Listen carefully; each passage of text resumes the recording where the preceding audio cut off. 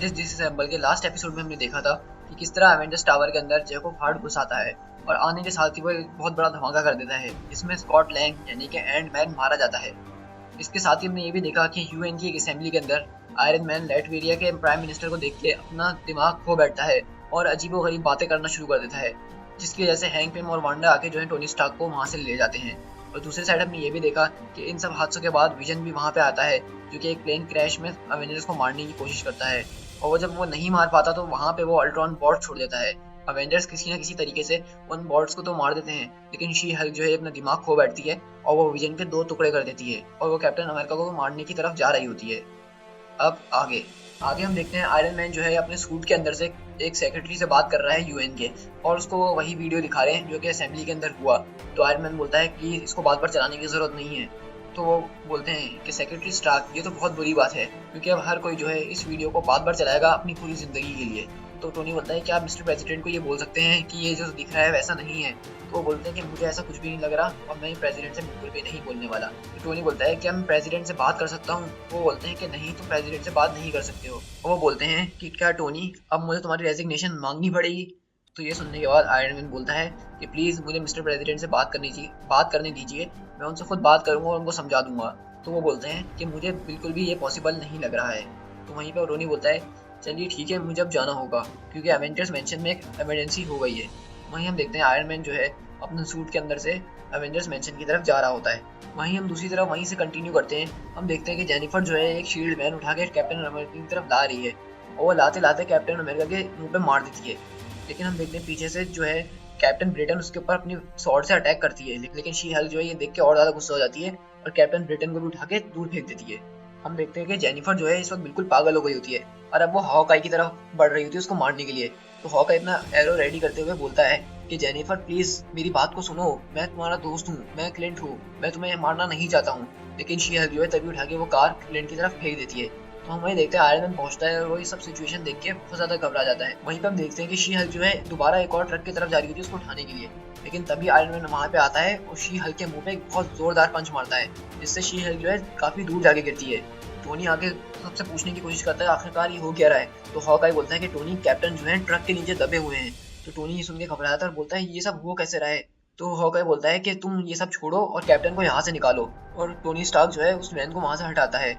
Hawkeye और iron man captain America की तरफ देखते हैं तो कैप्टन अमेरिका की हालत काफी बुरी हो चुकी होती है। तो आयरन मैन जो है कैप्टन को अपने कंधे पे रखता है और पूछता है कैप्टन क्या तुम ठीक हो। तो कैप्टन पूछते हैं क्या शी हल्क खामोश हो गई अब।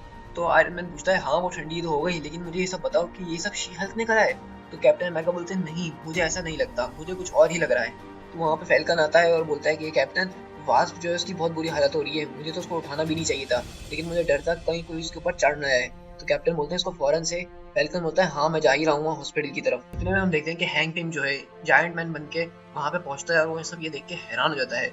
उसकी आंख पड़ती है एवेंजर्स मेंशन के ऊपर, उसकी आंख पड़ती है अल्ट्रॉन के ऊपर, उसकी नजर पड़ती है विजन के ऊपर, और फिर जाके उसकी नजर पड़ती है फैल्कन के ऊपर जिसके हाथ में वास्प होती है।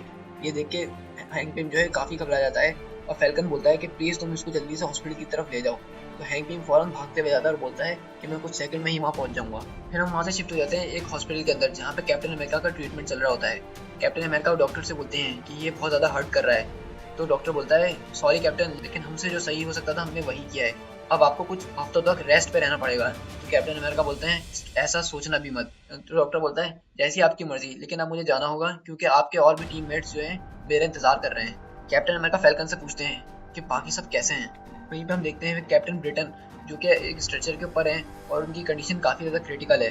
फिर हम वहीं पे देखते हैं शी हल्क जो है उसको भी शील्ड ने अपने कस्टडी के अंदर रखा हुआ है। हम देखते हैं कि स्कॉट लैंग की जो है लाश एक सर्द खाने के अंदर पड़ी हुई है, और वहीं पे हम देखते हैं कि विजन की इस बॉडी को जो है स्टार्क इंटरप्राइजेस के एक गोदाम के अंदर रखा जा रहा है। दूसरी तरफ हम देखते हैं कि वास्प जो है वो भी बहुत बुरी हालत में हॉस्पिटल के अंदर है, और हैंक पिम भी इस वक्त यही सब सोच रहे हैं कि आखिरकार ये सब हो कैसे रहा है। एक अच्छा खासा दिन जा रहा था, लेकिन अचानक हम सब पे इतनी सारी मुसीबतें कैसे आ गई। और हैंक पिम बोलते हैं कि जेनेट अब प्लीज तुम जल्दी से उठ जाओ।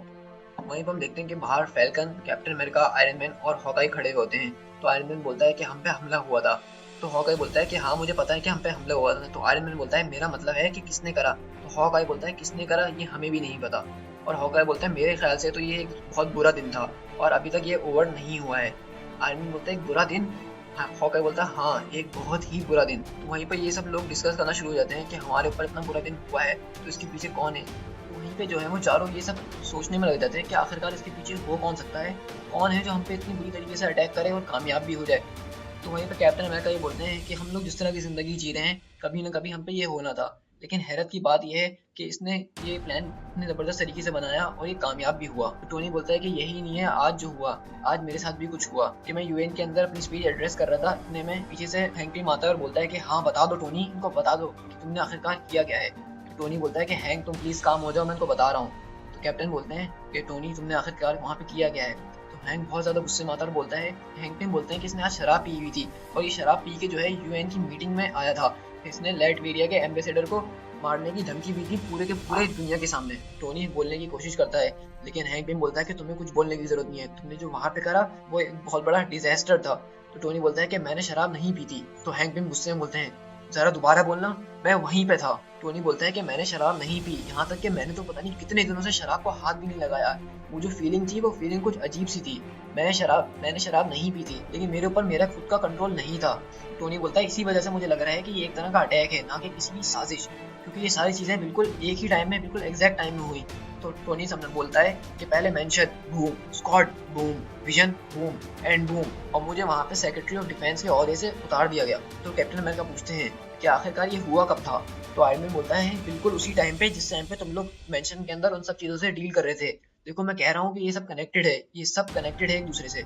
और हैंक पिम बोलते हैं कि प्लीज आयरन मैन, ये सब तुम जो हो ना सिर्फ इस्तेमाल कर रहे हो, ये तुम्हें एक पॉइंट मिल गया है ताकि तुमने आज जो किया है उसको लोग भूल सके, लेकिन ऐसा नहीं होने वाला। तुमने जो किया है उसका इससे कोई ताल्लुक नहीं है। तो आयरन मैन बोल रहा है हाँ मुझे पता है कि मैंने किया है, लेकिन मैं सिर्फ इतना कह रहा हूँ कि ये सारी चीजें जो हैं एक दूसरे से कनेक्टेड हैं। हैंक पिम बोलते हैं हाँ अल्ट्रॉन को मैंने क्रिएट करा था, इसलिए इस चीज की जिम्मेदारी मैं लेता हूँ। तो टोनी बोलता है क्या तुम्हें मुझ पर विश्वास नहीं है। तो हैंक पिम बोलता है नहीं मुझे तुम पे बिल्कुल विश्वास नहीं है। टोनी बोलता है क्या सच में तुम्हें मुझ पर विश्वास नहीं है। तो हैंक पिम बोलते हैं कि मैं बिल्कुल वहीं पे खड़ा था, मैंने सब देखा जो आज हुआ है। तो टोनी स्टार्क सबकी तरफ देखता है और बोलता है क्या यही है, क्या तुम लोगों का मुझ पे जरा सा भी विश्वास नहीं है।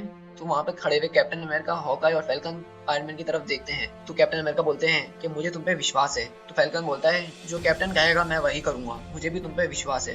तो हॉकाई बोलता है कि मेरे फादर भी शराब पीते थे, इसलिए मैं बचपन से ऐसी बातें सुनते हुए आ रहा हूँ, तो इसलिए मेरा तुम पे इस बात पे यकीन करना थोड़ा मुश्किल होगा।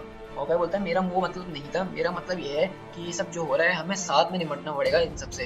तो टोनी गुस्से में बोलता है कि मुझे जरा सा भी यकीन नहीं हो रहा कि मैंने अपनी फाइनेंस में से आधे से ज्यादा हिस्सा जो है एवेंजर्स को सपोर्ट करने में लगा दिया, उसकी फाइनेंस में लगा दिया, और वापसी में मुझे क्या मिल रहा है ये सब।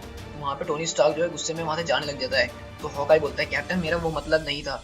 तो कैप्टन जो है टोनी को आवाज देके रोकने की कोशिश करते हैं। टोनी बोलता है सच में मेरा दिल जो है तुम्हारी रिस्पेक्ट और अंडरस्टैंडिंग से भरा पड़ा है और तुम लोगों का बहुत बहुत शुक्रिया। ये बोल के टोनी स्टार्क वहाँ से चले जाता है। तो फैल्कन बोलता है क्या कैप्टन मैं उसके पीछे जाऊँ। तो कैप्टन अमेरिका बोलते हैं कि नहीं उसको थोड़ा टाइम दे दो, वो खुद सही हो जाएगा। फैल्कन बोलता है वैसे भी मैं इतना तेज तो उड़ नहीं सकता हूँ। हॉकाई बोलता है कि मेरा वो मतलब नहीं था, उसने मुझसे एक सवाल पूछा तो मैंने उसको उसका जवाब दे दिया। तो फैल्कन पूछता है कि अब ये क्या करने वाला है। तो कैप्टन अमेरिका बोलते हैं वो जो भी करे मुझे उस पर विश्वास है। तो हैंक बोलता है नहीं मुझे उस पर बिल्कुल भी विश्वास नहीं है। और वो कैप्टन को बोलता है कि आज जो हुआ है वो मैंने अपनी आंखों से देखा है, आप वहाँ पे नहीं थे, आप जाके जरा न्यूज तो देखें। और हैंक पिम बोलता है कि यूएन ने जो है अभी अभी एक इमरजेंसी मीटिंग रखी है और आप तो समझ ही सकते हैं कि ये मीटिंग किस बारे में होगी। इतनी देर में हम देखते हैं कि सारे एवेंजर्स के फोन बीप करना शुरू कर देते हैं और फैल्कन बोलता है कि एवेंजर्स मेंशन के अंदर कुछ गड़बड़ है, हमें फौरन वहां पे पहुंचना होगा। तो सारे एवेंजर्स जो हैं मेंशन की तरफ जाने लग जाते हैं, लेकिन हैंक पिम कहता है कि मैं यहाँ जेनेट के पास ही रुकूंगा। कैप्टन अमेरिका बोलते हैं कि तुम्हें जो सही लगे तुम वो करो। हम देखते हैं कैप्टन अमेरिका जो है क्वीन जेट को एक पार्क के अंदर पार्क करवा देते हैं। तो हॉकाई बोलता है क्या ये सही है हम क्वीन जेट को ऐसे पार्क करके जा रहे हैं। कैप्टन अमेरिका बोलते हैं हाँ बिल्कुल सही है, क्योंकि इस वक्त एवेंजर्स मेंशन जो है क्राइम सीन है और हमें वहाँ पे अपना क्वीन जेट नहीं ले जाना चाहिए। तो हॉकाई कैप्टन अमेरिका उतर के मेंशन की तरफ जा रहे होते हैं, लेकिन कैप्टन जैसे ही वहाँ पे देखते हैं तो हम देखते हैं कि वहाँ पे हर एक Avengers, Hercules, Namor, Black Panther, Daredevil, Spiderman, Wonder Man, यानी कि जो भी आज तक कोई एवेंजर्स बना है सब वहाँ खड़े होकर कैप्टन अमेरिका का वेट कर रहे होते हैं। To be continued.